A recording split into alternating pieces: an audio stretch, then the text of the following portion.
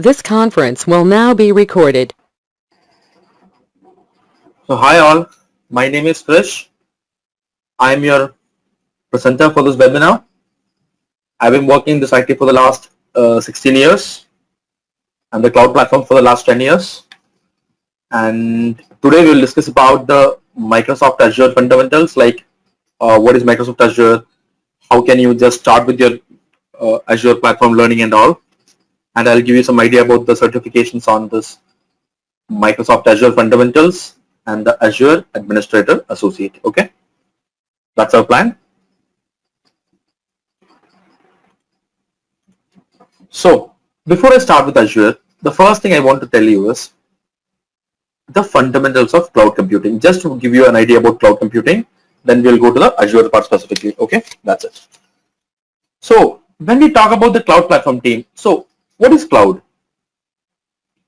So we see this word everywhere, right? This cloud term is everywhere. Like for example, if you can see here, let me write down here, please wait. Okay, so we have a word called as cloud and we have a word called as computing, right team? So we have two words here. We have a word called as cloud and we have a word called as computing. We always say this word, right? Cloud computing.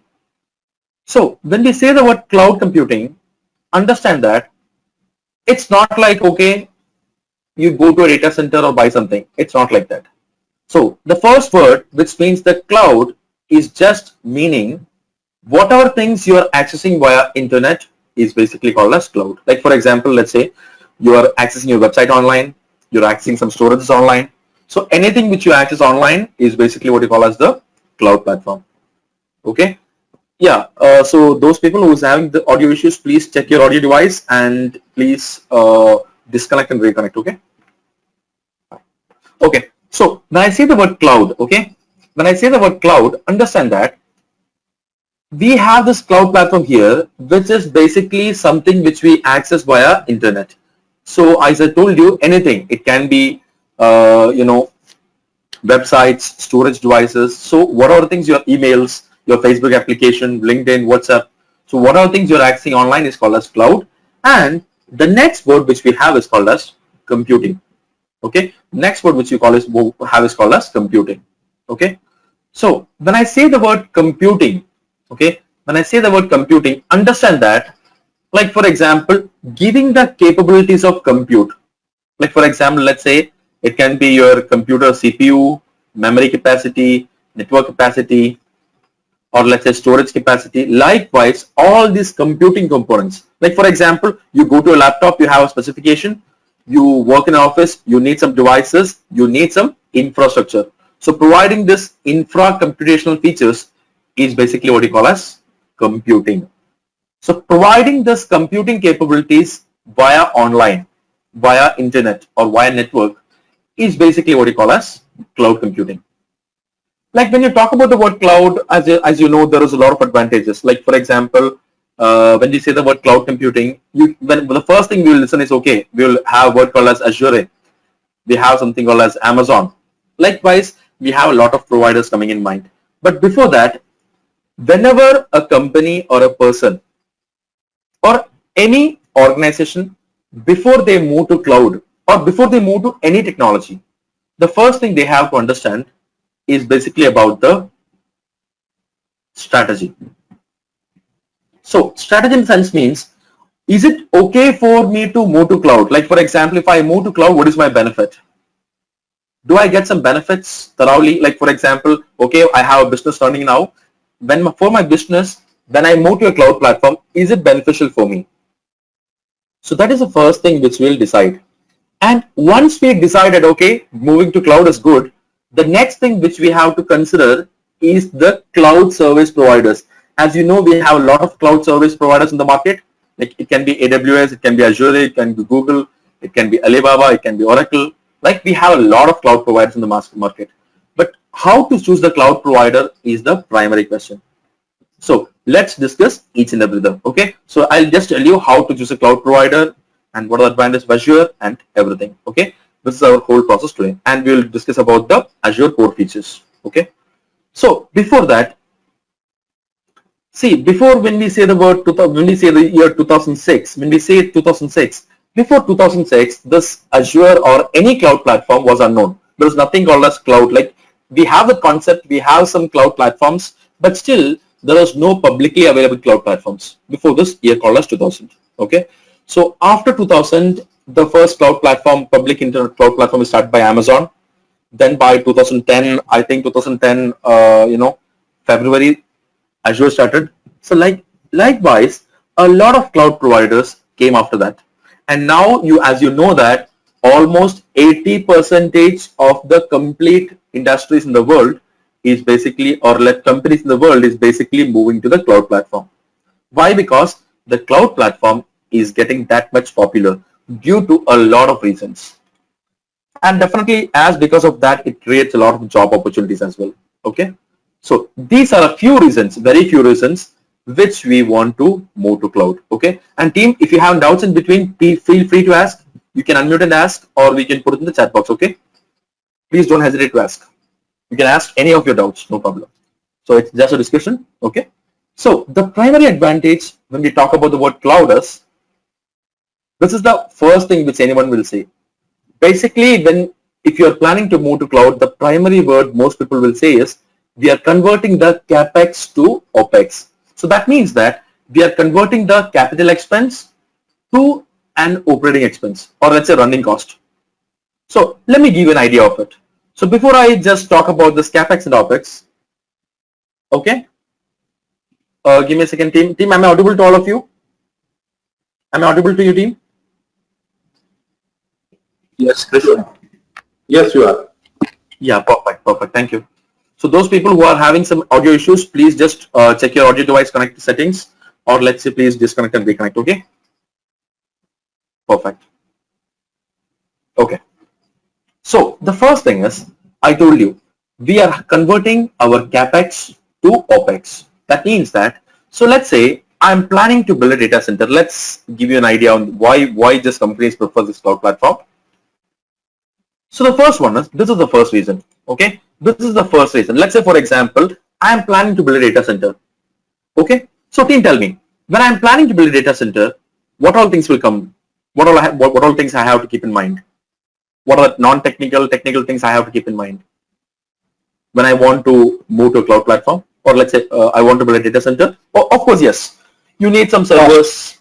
Yeah, definitely there's a huge cost. Like for example, you need to have the servers and other hardwares. I agree with that. Then you need definitely you need a physical space. You need buildings, like we call it as facilities, right? You need facilities. You need a lot of things. And the most important problem you have is physical security. Right? Yeah, you have physical security, then you have to maintain this hardware, then you have to purchase everything, network equipments, storage equipments. You need that much human resources. So by the end, it will give you a lot of headaches. So anyway, the initial cost, which we call as the capex, is basically increasing a lot. And even okay, if I say that, okay, I'm willing to spend this capex. I'm willing to spend the capex. So I can have the more privacy, right? I'm willing to go for a capex.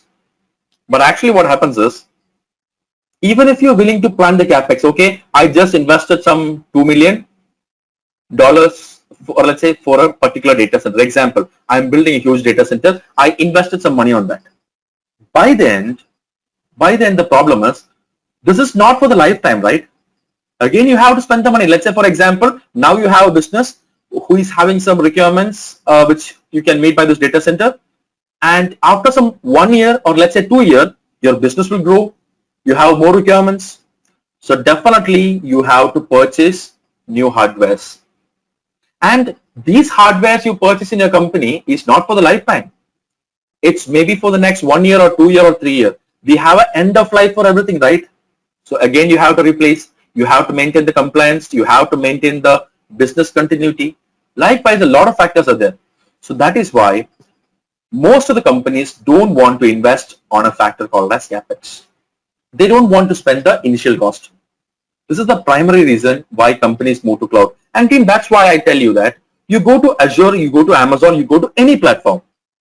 In most cases, you basically have a zero capex. Like for example, you want to create an account in Azure, you want to create an account in AWS, just zero. No cost to start. Started, right? You can start whenever you want without any cost, and you pay exactly for what you're using. You're not paying for anything. There is no predefined cost. If you pay, if you use it, you can pay. Otherwise, not. So that is why companies want to move to the cloud team. And I'll tell you one more reason. This is what most people don't consider, but still this is the most important thing. Let's say I'm giving you a simple example here. So let's say my company is basically developing a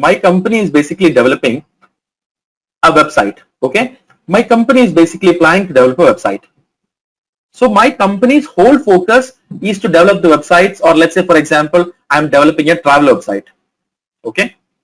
My company is basically developing a travel website. So my whole requirement is to develop travel website, to manage my customers, to increase my customer base, to give a proper service to customers. So that is my company's whole vision, right?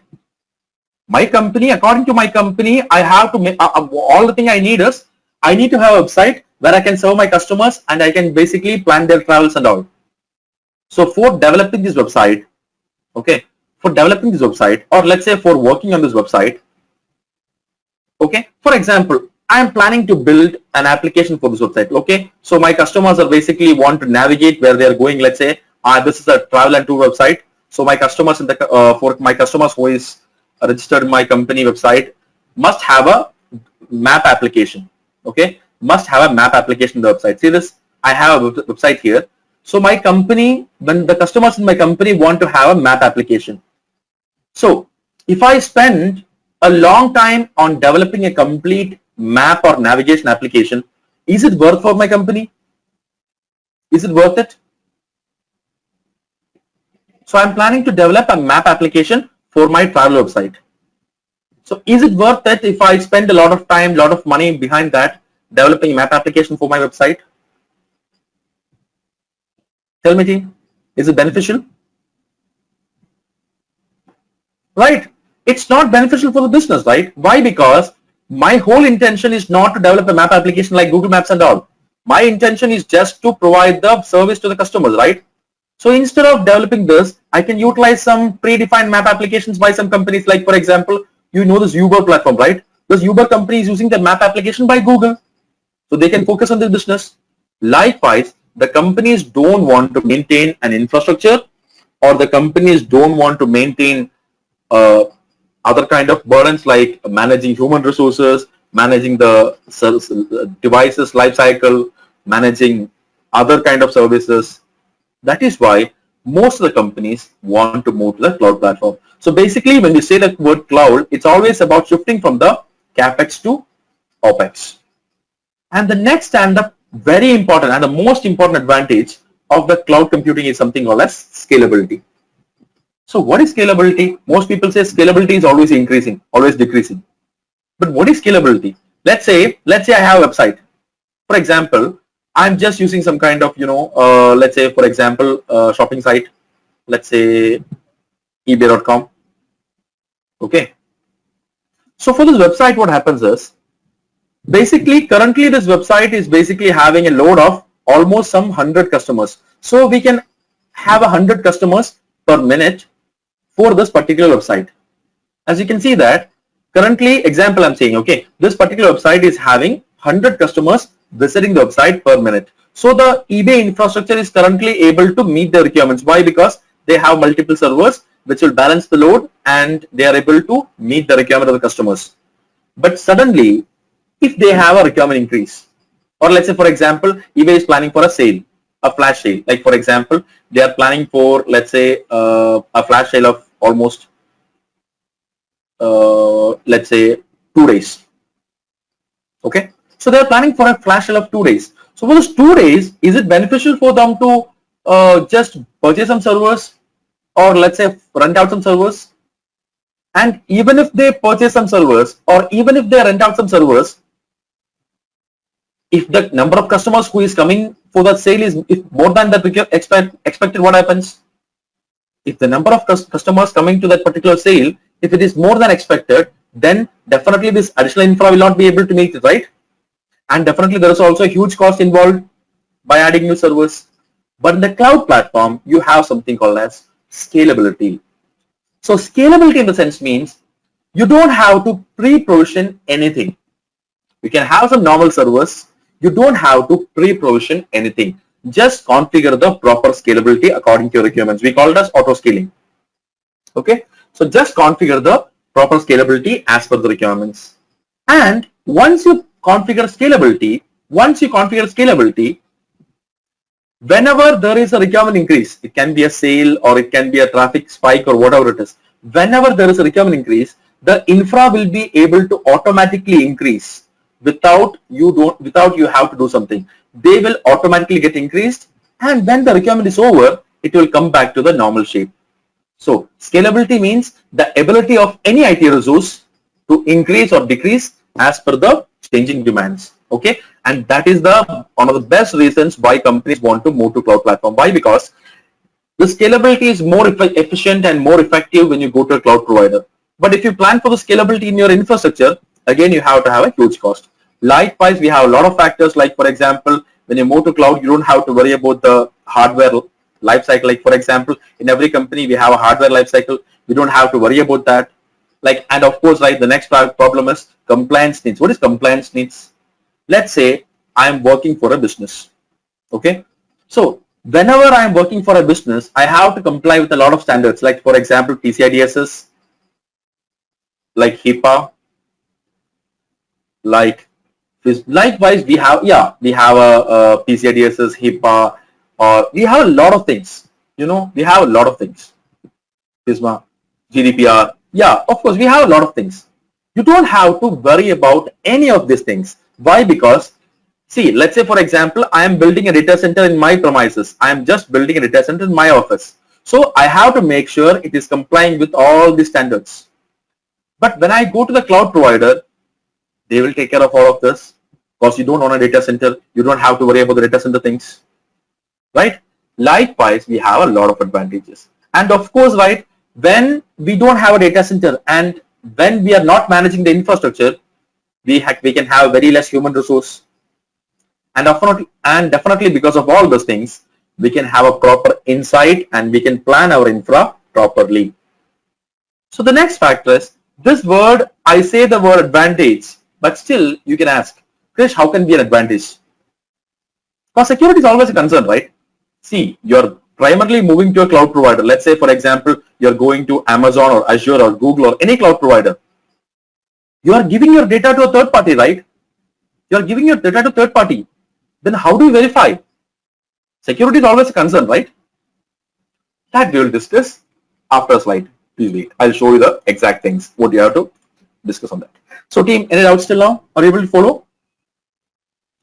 Hope you're able to follow, all of you. Perfect. So that's it. Okay. So what happens is, when I move to the cloud platform, okay, the security is always, I told you, it can always be a concern. But still, the common cloud providers which we have, let's say Amazon or Azure or Google, okay, they offer a lot of solutions and all, but still don't forget team, security is not, whenever you're moving to cloud, it is not like you're giving the complete security responsibility to the cloud provider. You are not at all giving the complete security responsibility to the cloud provider. There is a word called as shared responsibility. Shared responsibility. So don't forget team, there is a word called as shared responsibility. That means that either you go for Amazon, you go for Azure, you go for Google, or you go for any cloud providers, okay, this factor is always there, shared responsibility. That means that the responsibility is shared between the cloud provider and the cloud consumer. Okay, the responsibility is shared between the cloud provider and cloud consumer, but based on the type of services. Okay, based on the type of services. Okay, so let me give you an example here. Please wait. Let me show you the actual website here. Please wait.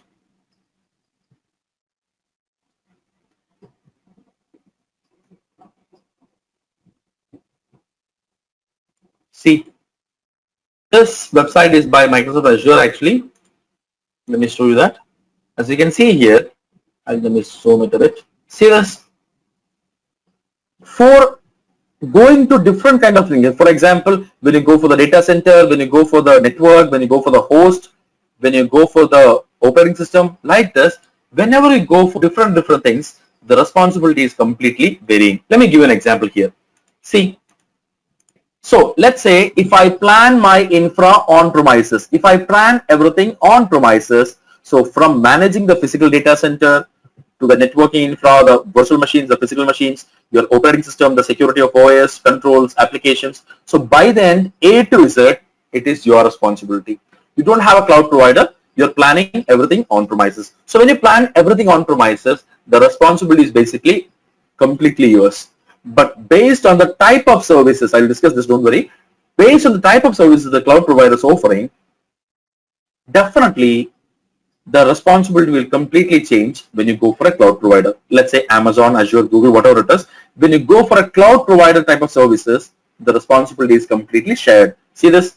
So for example, if I go for a service called as IAAS, which stands for Infra as Service, they will take care of the physical data center and physical servers and all. You will only take care of the operating system and top of the layers. Likewise, the responsibility will always vary based on the type of services. But still understand that we have a word called as shared responsibility. So before moving to a cloud provider, you have to have a clear understanding. Okay, you have to have a clear understanding of what exactly or how much is your responsibility and how much is the responsibility of the cloud provider. Okay, then only you will be able to properly deploy it. Okay, that's it. So any queries, team? Any queries you have? Perfect. Okay, no problem.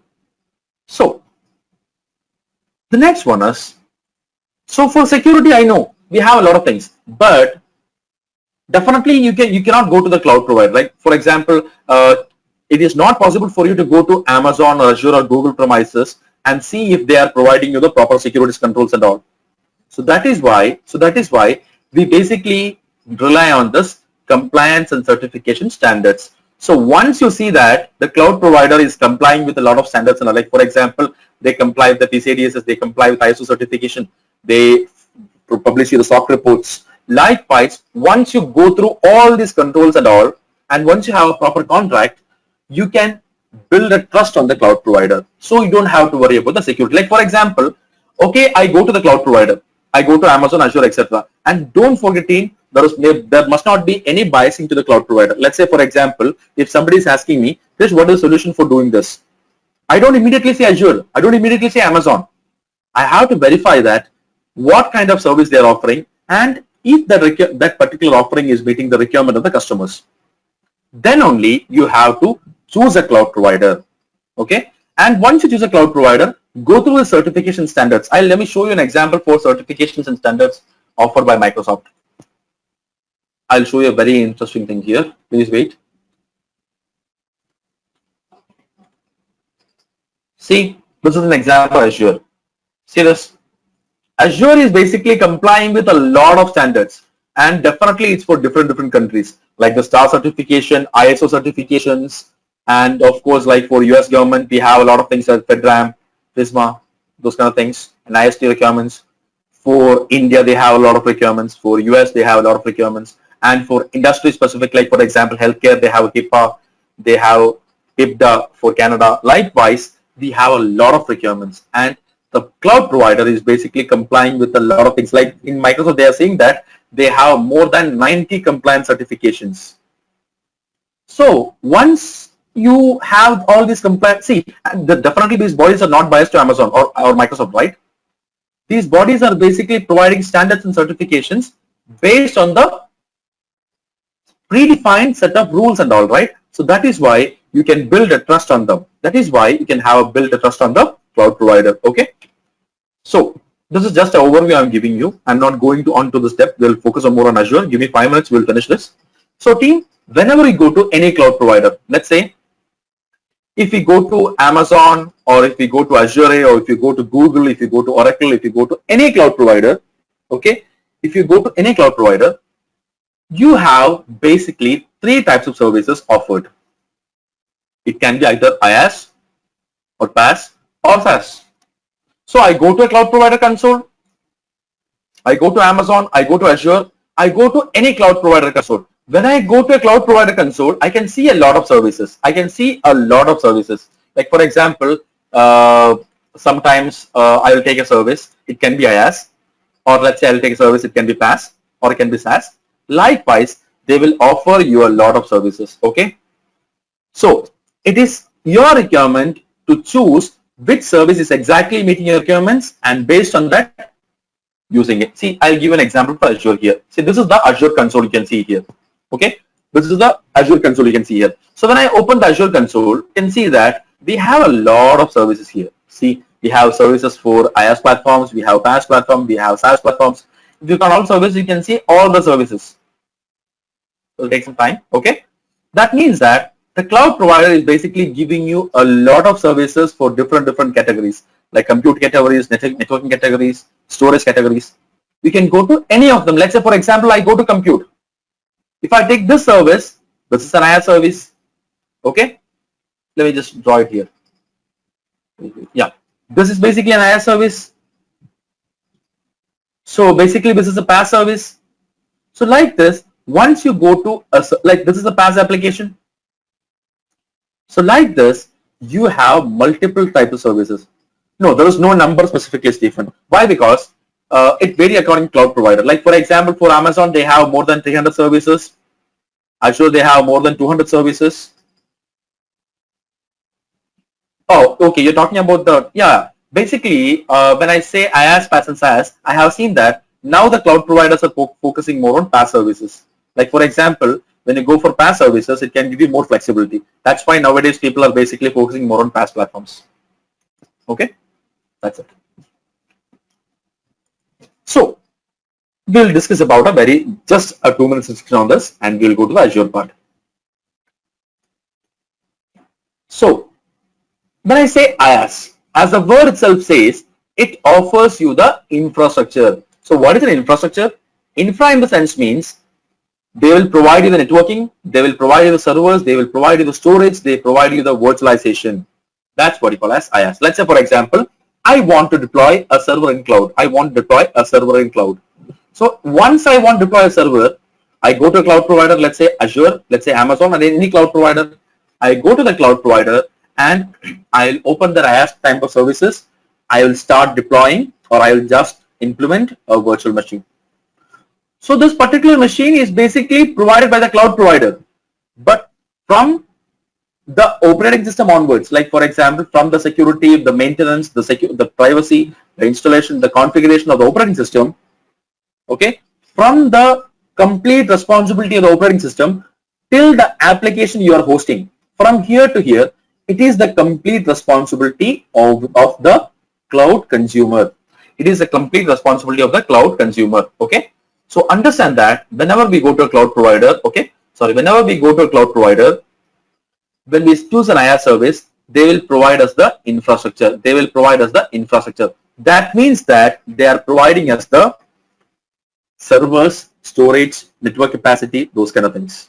Okay. So if you want to have more flexibility, like for example, if I want to build everything by myself, if I want to manage everything by myself, if I want to deploy everything by myself, then I have to go to the IaaS platform. Okay. But at the same time, when you go for the PaaS platform, so the PaaS platform, I'll give an example. Let's say, for example, you are a developer. Let's say we are a developers.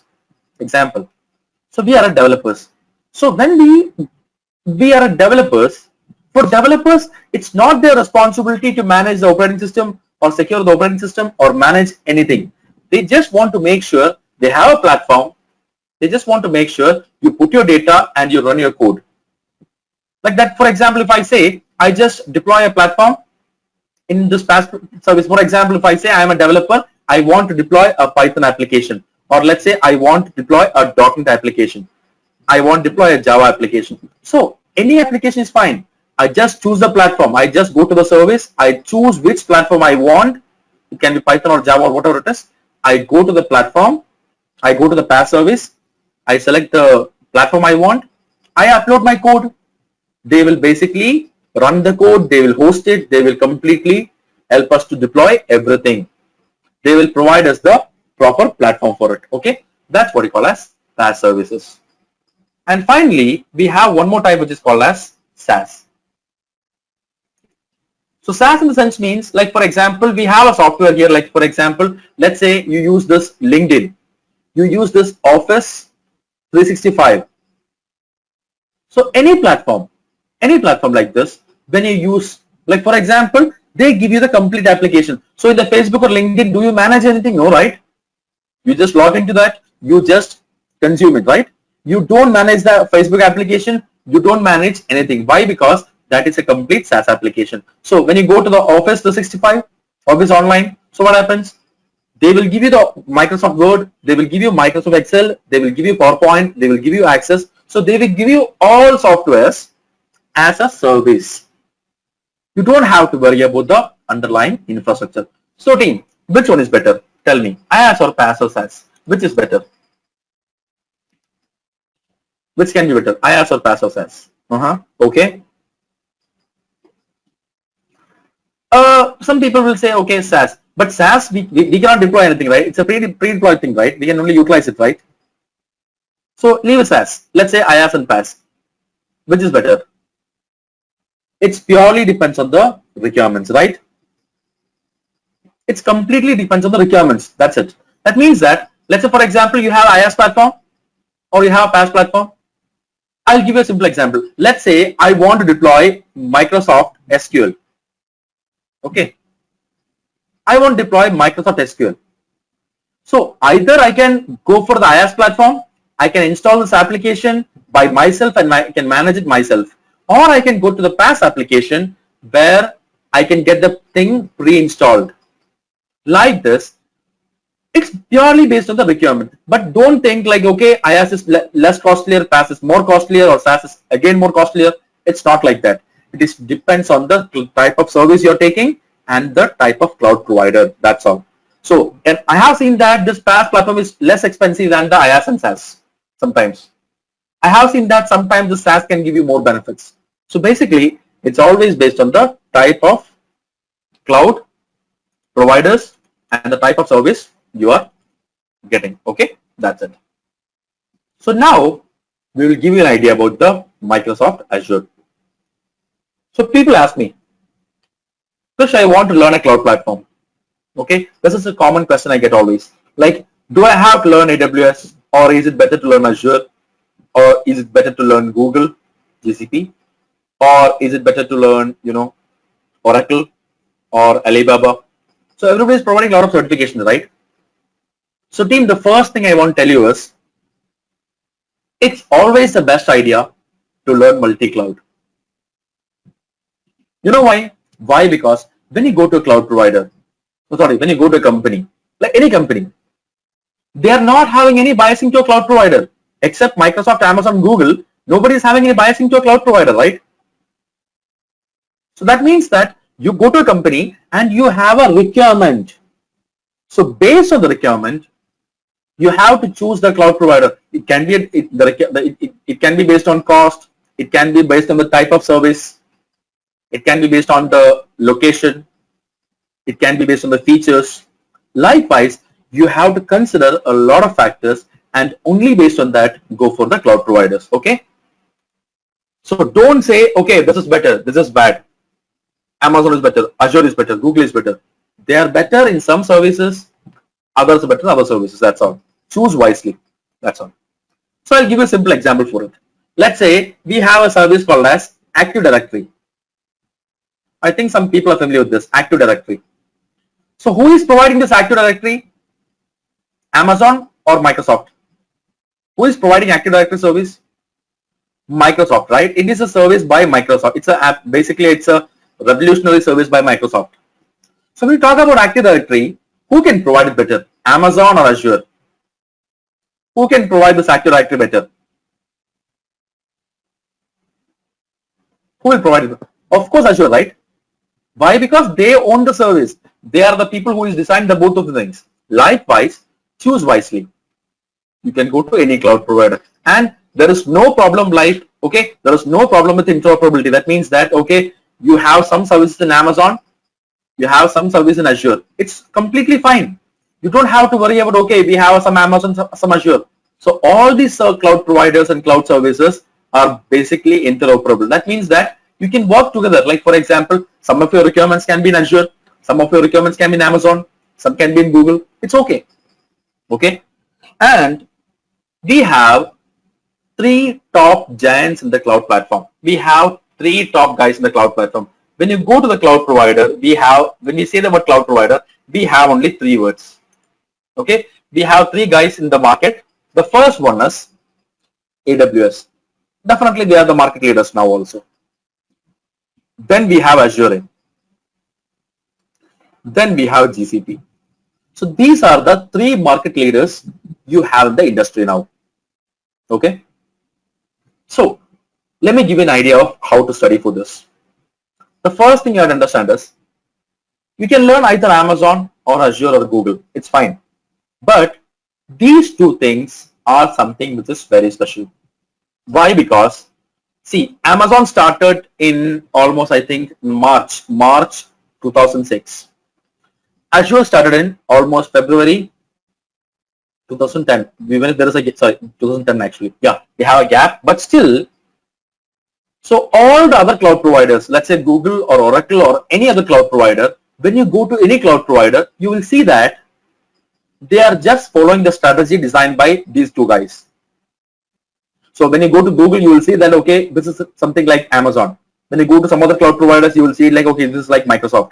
Likewise, if you learn these two cloud platforms, let's say for example, if you learn Azure, you can learn Amazon, or if you learn Amazon, you can learn Azure. Why? Because all these things are basically providing the same. Like for example, you have multiple mobile phone service providers. They are providing you calls, internet and all. But the cost is different. The quality is different. Likewise, the cloud providers are giving you services, the same level of services in different ways. Okay. That's all. So choosing the cloud provider, let's say for example, if you learn Azure very well, tomorrow if you want to learn Amazon, it's very easy. And vice versa, the same thing. Okay. That's why this, and I will tell you why Azure is the thing which we have to study in this 2020. I'll tell you why. Why? Because see, this is the current market share of Azure as per 2019 report. Okay, as per 2019 report, this is the market share. Okay, you can ask, Krish, why do I have to study Azure? Amazon is having 32.4%, right? Then why do I have to study Azure? I'll tell you why. Why? Because there is something called as a growth factor. There is something which we call as a growth factor. That means that when you go to Amazon, okay, Amazon basically don't say the growth factor. Amazon say the word called as revenue basically. So they have revenue, okay, as per the report in the quarter 4 of 2019, last quarter of 2019, they have basically a revenue of $9.95 billion. Okay, as per the 2019 last quarter, they have a revenue of 9.95 billion. But when you go to the, okay, like for example, they have a 34% increase from the last quarter. Definitely it's good. Like the same way, when you go to Azure, that is where you will see the magic. When you see the Azure basically say the word called as growth rate. I don't want to go to the stat and all, but still, Azure says the word called as growth rate. That means that they are basically focusing on a different word, okay, which is they have 62% growth over the previous quarter. Okay, they have a 62% growth over the previous quarter. So that means that when compared to Amazon, the highest growing cloud platform is Azure. Why? Because Azure is basically now deploying more and more infrastructure. See, what is the base of these cloud providers? The infrastructure. The infra they have is basically the base of all these providers. Now Azure is having the largest infrastructure than any other cloud providers. Okay, so and also as they are offering some variety of services and all, that's why they have almost a 62% growth over the previous quarter. That is why this Azure is basically, I am telling you, it's hitting the market. Okay, see, you can just have a comparison here. See this, the quarter 4 Amazon revenue was 9.8 billion and they have market share like this. Okay, but at the same time, Azure was basically having the cost like this, and they have a market share of 17.64%. But see the growth percentage. This is what you have to consider. This is what you have to consider. See, they are having a 62.3% growth rate. Is it clear? That is why when you choose a cloud provider, you have this Azure can be the best choice, and we have a lot more reasons. These are a few reasons. Okay, I'll tell you why. This is, see, before I tell you, okay, go for a certification, I need to tell you what is the benefit of going for that. That's why I'm telling you this. As I told you, Azure has the more global regions. I'll tell you what is region. So what is a region? So region is basically a geographic location. Like for example, when you say the word, like I'll show an example here. Let's just wait. Let's say Azure regions. See, these are the regions of Azure. That means locations, the geographical locations where Azure operates. Okay. So when compared to any other cloud provider, Azure is having the more number of global regions than any cloud provider. See this? They have the largest global accessibility than any other cloud providers. See this?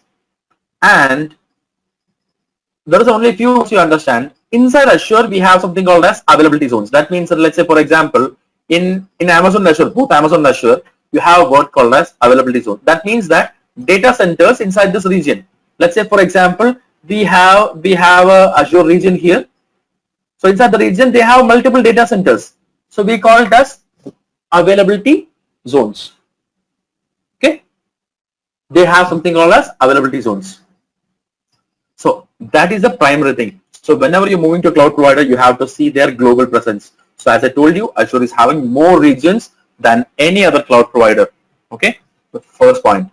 The next point is, I told you, definitely people will consider the factor called as cost.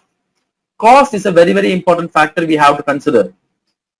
So that is why Azure is offering a lot of things. Like for example, if you're planning to get some Microsoft like Microsoft partnership, or let's say once you're planning to purchase some bulk licensing and all, okay, when you go for these kind of things, definitely Azure can give you the best pricing also. See, for example, when you go for this Windows Server and SQL kind of things, Azure is almost 5 times less costlier than the cloud providers. And of course, more than 95% of Fortune 500 companies use Azure. They also use other cloud services, but the primary provider for almost 95% of the Fortune 500 companies is basically Azure. And definitely they have a lot of services like the other cloud providers. And this is the reason which I was interested in them. Why? Because now they are basically interested, or now they are basically focusing on a lot of customers. They are going to the market. They are basically working a lot, and they are bringing their global presence very much. That is why Azure is coming in picture. So team, any doubts you have to ask me? I'll discuss about certifications. Don't worry. Before that, do you have doubts if you want to ask me? Feel free to ask any doubts. Others, any doubts you have, anything? Feel free to ask any doubts. Anyone, any doubts? You can put in the chat box, or you can unmute and ask. No problem.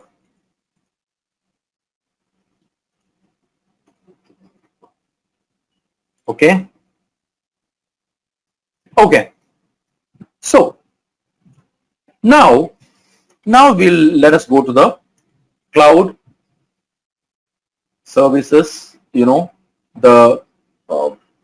certifications and all. And before that, let me show you how to create an Azure account. So if you want to start with Azure, this is the best time for a lot of reasons. Like Microsoft is giving a lot of discounts for the exams and all.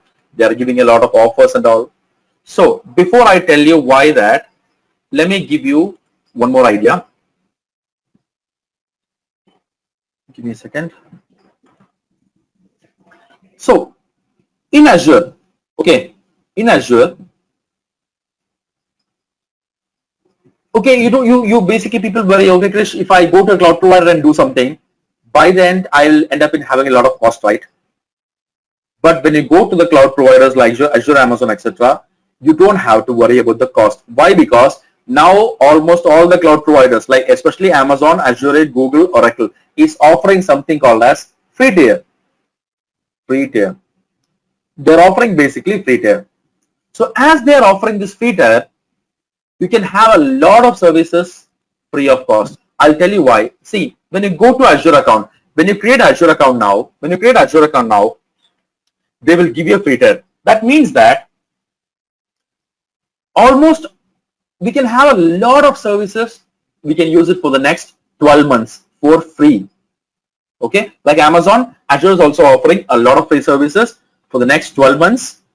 Okay, and which is something better than the other providers. They are offering something called as a credit, like almost, let's say, some $150 approximate, I'm saying. Okay, they are offering some $150, or let's say Indian rupee 13,300 credit for the first 30 days. That means that you can use any service you want and you're not charged for it, because for the first 30 days you can use it for free. The only thing is you have to create an AWS, or you have to create an Azure account, and you have to put some, like, your credit card information. So by putting your credit card or debit card information, you don't have to worry about anything. Why? Because unless otherwise you don't like to continue, unless otherwise pay something, or unless otherwise you're not utilizing something, they will not charge you. Okay, that is why this can be an option for you. So for the first 12 months, they are offering a lot of free services, and they are offering a lot of credits as well. Okay, for the first 30 days. So you can go for it. You can just use anything you want. So it's really interesting. You can try it out, and we can have a lot of tutorials in the Microsoft website itself. They are giving step-by-step tutorials also. And creating an Azure account for Azure is basically very simple. You go to this link, which is called as azure.microsoft.com. Okay, and click on this free account here. Okay, it's very, very simple. Go to this website, click on free account, then nothing. You click on start free. Just enter some Microsoft account, like it can be Hotmail account or something like that. You can put your Microsoft account information. If you don't have an account, create one. That's all. It's very simple, right? And once you're done with that, they will ask you to verify your identity. As these cloud providers are basically giving you a lot of things for free and basically providing the info services, they will basically verify your identity via phone, and you have to put your card details. But don't worry, when you put your card details, they will charge you $1. But this $1 will be returned back or credit back your account within the next 1 week. So don't worry about that. You don't have any cost. The complete cost is zero. Okay, that's it. And the next thing is, see, you're done. You're onto the Azure dashboard. So from here, you can see the credits here. You can see the credits from here, how much you utilized it, and you can see a billing console where you can see how much it can be charging or how much it is charged. And you can have a graph of the forecast or the billing and all. Okay, that's it. So now we'll discuss about the core certifications which we are focusing on this thing. Okay, the first certification which I want to tell you. So if you want to start your career in Azure, okay, if you want to start with the basics, this is the best certification for you. Why? Because the cost is, I'll show you that the cost is, the first thing is the cost is very less. I'll show you the cost and all. The first thing is the cheaper cost than any other cloud providers. Even now they are offering some free certifications also for this. Okay. The second thing is, this is not going much technical. Like for example, you don't have to study in-depth all the topics. You don't have to worry about you don't have to spend almost some 100 hours for this. Why? Because this is just the basics. They will give you the cloud basics. They will give you the cloud other fundamental factors and all. They will give you the cloud Azure services, billing and cost management. You can write the exam, nothing more. Okay, just a very few hours training. Let me show you an example here. So Azure AC 900. So I scroll down here. I click on this. So team, there is one more thing. As we have a COVID pandemic situation now, we have a lot of false information I have seen in different websites. So if you want to verify something, if you want to see something about certification, please make sure you go to the official Microsoft website. Otherwise, you can get confused. Okay, see this? Now what happens is, you can write this exam, you can write the exam 900 exam without any prior knowledge. That means that they are not expecting any kind of knowledge before this. Why? Because It is just the cloud fundamentals. Let me show you the things which is done in the exam. And the best part is you can write all these Microsoft exams from home itself. You don't have to go to any exam center. Stay safe. You don't have to go to any exam centers. If you have an internet, if you have a laptop, you can just register for the exam and you can write the exam. You don't have to go to the exam centers. Don't forget. Okay. See, let me just download the exam details now. See this. Let me download this. Let me show you that. Please wait. See, this is the AZ 900 exam list. But one thing to keep in mind is, team, now they are offering the certification for free, but we cannot guarantee it is okay for lifetime, maybe for the next few days only. So as for now, these are the contents for this exam until May 28, 2020. Why? Because after this, they are planning to just modify the contents a bit. But that modification won't affect you. Why? Because just a very few things only they are planning to modify. Okay, they're not modifying everything. They are just giving you very few modifications. So in this exam, we have totally domain 1, understand cloud concepts. Give me a second. See, only you have 4 domains. You have only 4 domains. Understand the cloud concepts, understand core Azure services, understand security, privacy, compliance and trust, and pricing. So I'll tell you how to do that. So this is not specific to Azure. This is not specific to Azure. This is basically about the cloud fundamentals, like what is cloud platform, what are the advantages, what are the drawbacks, what is the cloud service models, IaaS, PAAS and SAAS, what is the cloud deployment models, security in cloud. Those kind of cloud fundamentals is what you cover in this, understand the cloud concepts. First point. The second thing is understand, like you have to have a walkthrough of all the cloud services. Just nothing.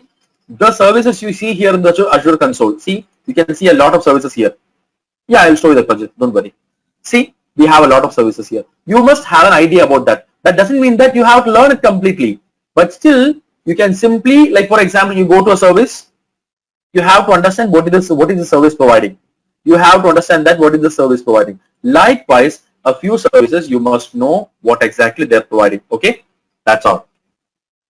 The next one is, how can you ensure the privacy, compliance and trust on the cloud provider? Like for example, you go to a cloud provider. How can you ensure the privacy and compliance and trust of the cloud provider?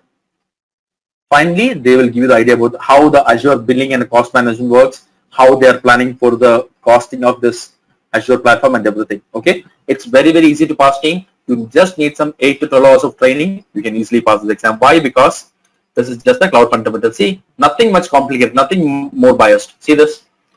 They will give you the idea about IaaS platform, PAAS platform, public, private, hybrid platforms and all. And now when you go to Azure service also, you have to learn regions, zones. Likewise, this is not like you do all the labs and memorize everything. Just an overview of all the services is more than enough. It's very easy to pass. Okay, they are expecting you have some IT background. That's enough. Okay, that's it. But these are the changes they are expecting after May 28th. So don't forget, whenever you're planning for the exam, before the exam, you always make sure you download the latest exam outline here. And there you can just see, at the end you can see that the changes they are planning. So these are the changes they are planning. See this? Just nothing. The same thing. Instead of the word understand terms, you have to understand the benefits. Instead of having the word called as CapEx and OpEx understanding, you must identify the difference. That is actually a different word. Like this, see, this is very important. They have added now, I told you, right? Shared responsibility model. You have to understand exactly what is the responsibility for each and everything. Okay, so you have to understand the shared responsibility. Okay, that's it. Then for each services, they have very few things. See, they have removed a lot of things. They have removed a lot of services from this. See this? You don't have to worry about the IoT part here. You can just go through the IoT fundamentals. What is IoT? Likewise, for every service, they will give you the basics. Okay, and you don't have to purchase any textbook for this. You can get all the materials here. See, we can get all materials online. See this? So this is having all the basics. Let's say, for example, if I am taking this cloud service models, Okay, I click on this. See, I can see the front of it. So like this, from this kind of materials provided by Microsoft, you can see exactly, or you can basically very easily pass this exam. Okay, that's it. So team, do you have any doubts about this Azure AZ 900 exam? So as I told you, there is no prerequisite, and definitely I'll show you the cost also. So let me just show you cost. Azure, sorry.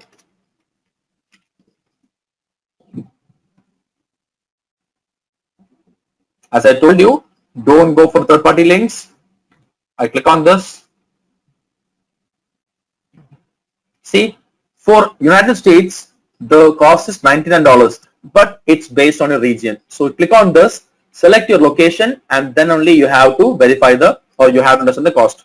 I scroll up. I can see India here. So I'm currently in India. So let me take India here. See, this is the cost. And I have heard that they are offering this exam for free. Okay. But still, we cannot guarantee it is for a long time. It can be expiring as soon as possible also. So like once they have a lot of exams, they will stop it. So this is the cost, and definitely you can get a lot of discount options also. Okay, that's it. So any other doubts in this team? Others, any other doubts you have in this about Azure 900?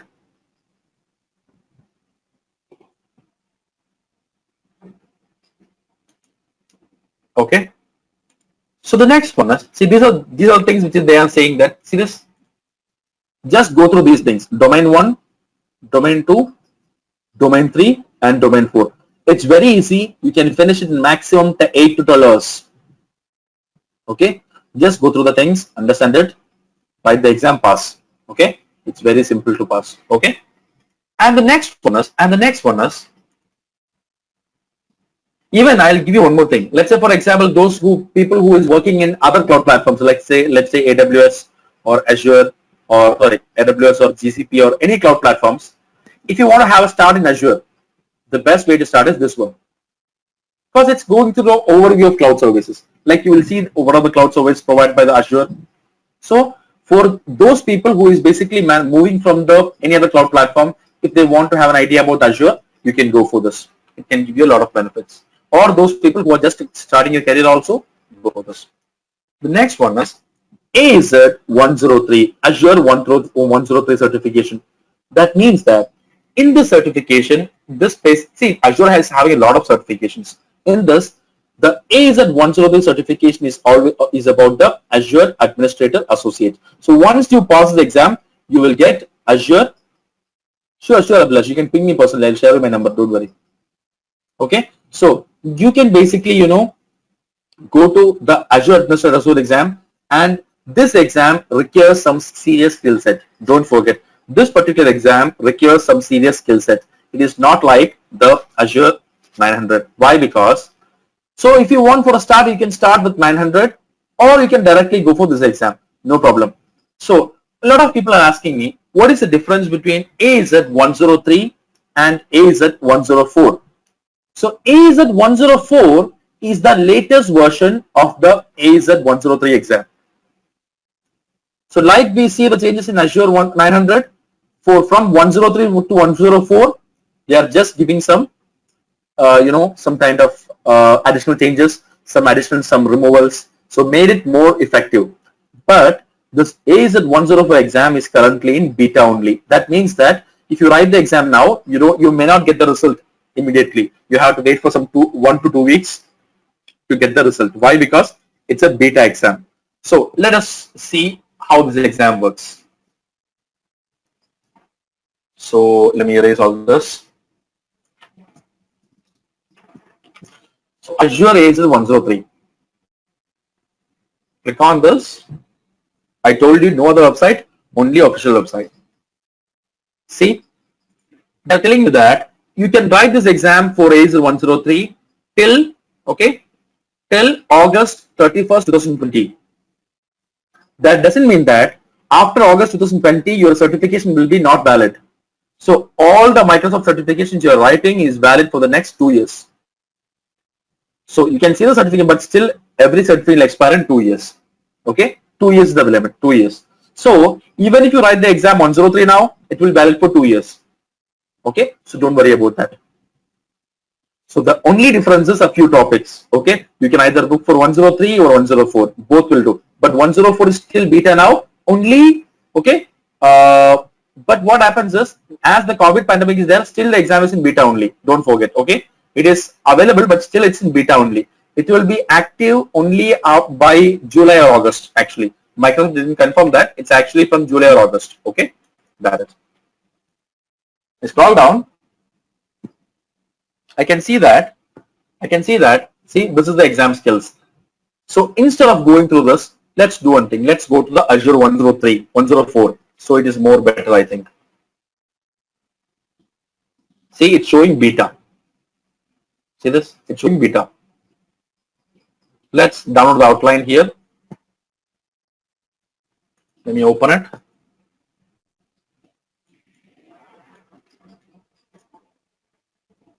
Okay. This is my Azure 104 exam. See? So for people, those people who is having the AWS, I'll just tell you the background. Those people who have an experience in operations, administration, like networking, AWS or associate level certifications.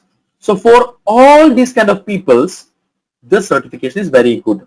And definitely, right, if you, for freshers also, like for example, okay, I want to start my career in this cloud platform, then this certification is the best one for you. Why? Because this will give you from the very basics to the Azure services. Okay. So those people who want to swap from other cloud platforms also can also use this. Okay. So in the certification, we have basically, give me a second. Yeah, we have basically, see this, you can see it here. We have total 5 domains. So manage Azure subscription resources, implement. No, it is not mandatory, Stephen. You don't have, for doing the Azure 103 or 104, you don't have to pass any other exams. AAS at 900 is not mandatory. If you want to build more confidence, you can go for this first, then you can go for this. But it is not mandatory. You can directly go for this exam if you want. Okay, that's it. Okay.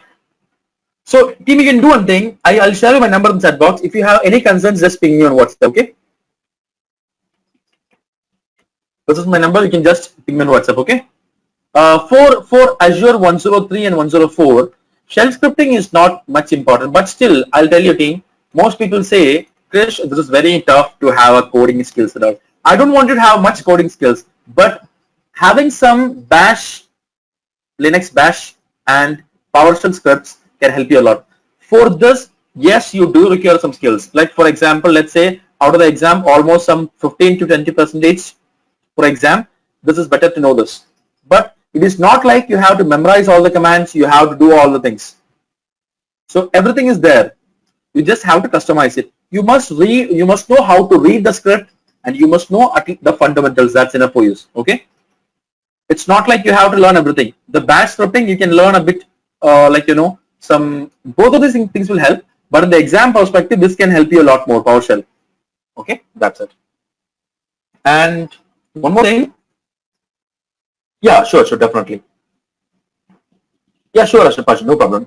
Yeah, sure. So that means that, so in this exam, it is, I told you, in this exam, the complete that is measured is basically for the Azure administration and operations. Don't forget, in this exam, the skill set is basically measured for Azure administration and operations. That means that managing the Azure account, creating Azure account, managing the billing and cost management, monitoring the resources in the Azure like storage, virtual machines, different type of storage services, kind of PAAS services, networking.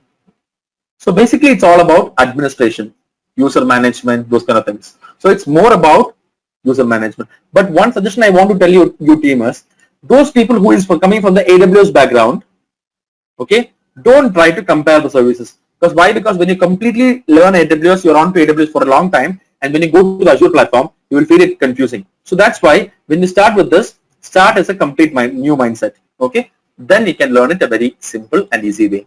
Okay. See, but the things are same. That's all. Okay. But the same time, see, this is having the exact comparison. See this for 104. These are the changes. We have the exact comparison this list. I'll share this link if you want. Okay, that's it. So when you get this certification, you are certified as the Microsoft Certified or Microsoft Azure Administrator. Okay, this is the exam name. This is the exam name. Exam name is AZ 103. Okay, AZ 103. Okay, and the exam certification name is Microsoft Azure Administrator. I told you it is an associate level certification. Don't forget, it is an associate level certification. Okay, that's it. So yeah, I'll just give you an idea about the AZ 500 also, as one person asked. So we have one more certification called as AZ 500, which is the Azure Security. But don't think that Azure Security certification is not like the AWS Security Specialty. Why? Because this is also an associate level exam. This is also an associate level exam. See this? You will get only the associate level things. But still, those people who is working in security, those people who want to work in cloud security or Azure security, definitely can do this. Why? Because the same thing you study in the AZ 103. Okay, I repeat, the same things you study in the AZ 103 and 104, you are studying it in the perspective of security in AZ 500. This is security certification. Okay, the same thing you are studying in 103 and 104, you are studying the security perspective of it in the AZ 500. And for all the associate level exams, the cost is very cheap. I'll show you the cost here. AZ 103 cost. I just official website. Team only take the official website, no other websites. See, the exam cost is $165, and if you are booking from India, the cost is, what is it? Yeah, 4,800 Indian rupee. Okay, that's it. So, and team, this exam is very easy to pass if you have a clear idea. But passing the exam is not something which is very important. Getting the skill set for both 103, 900 and 500, I have seen that exam passing is very easy. You learn the textbooks and all, you learn exam, pass exam. But at the same time, for working in a company, you have to learn these certifications very much in depth. Like for example, do more labs, get more familiar with the platform. So next time if you have some requirements, you will be able to do it very faster. And team, if you have any queries, please ask now. Please ask. If you have any queries, please ask. Anything? I know this is a very short webinar.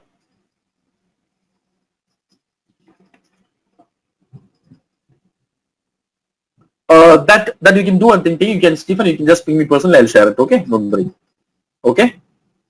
And team, if you have any queries, any concerns, feel free to ping me. I can support you on that. Okay. Definitely, it's like learning this Azure is very easy. If you have any concerns, anything, sure, you can just contact me. No problem. Fine. Yes, Alash, you can ping me personally. I can share.